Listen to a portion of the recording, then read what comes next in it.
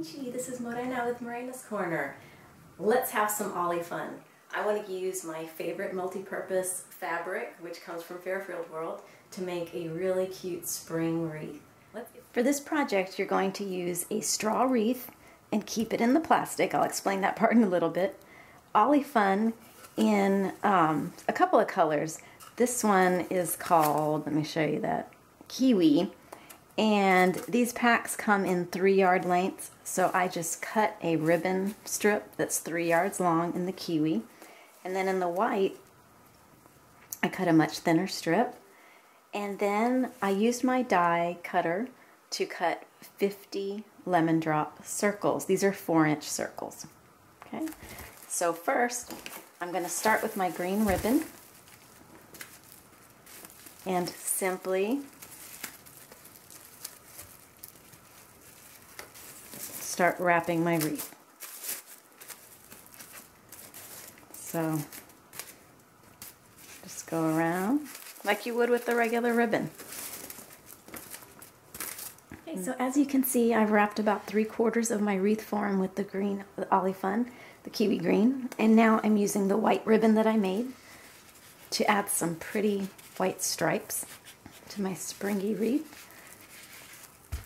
And the way I'm holding everything in place is just with the simple straight pin.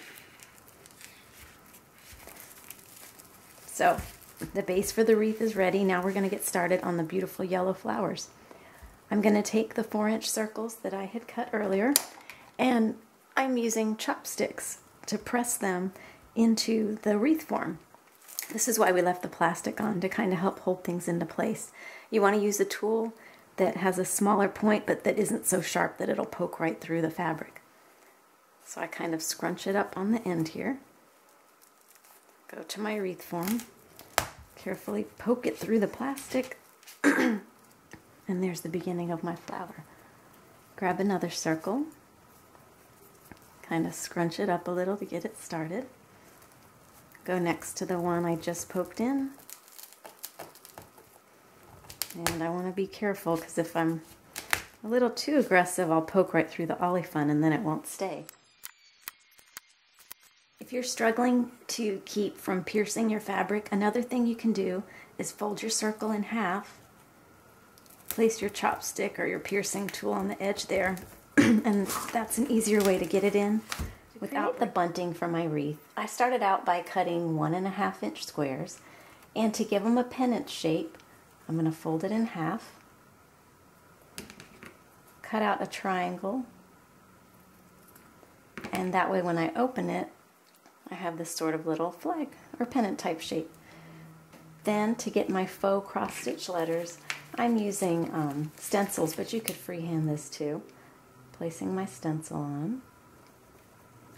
I'm using some fabric markers from Tulip, and I'm just going to make little dots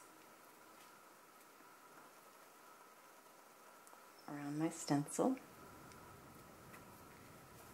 And when I remove it, you can see I've got a cute little faux cross-stitch look there. I'm going to repeat that until I've spelled the word spring. So to wrap up my project, I took the bunting and sewed it together quickly. I added some mini clothespins, and now I'm just going to use a dab of hot glue to set those in place.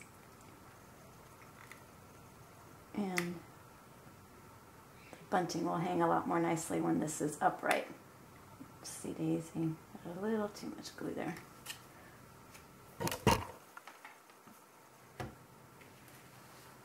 And there's my beautiful spring wreath.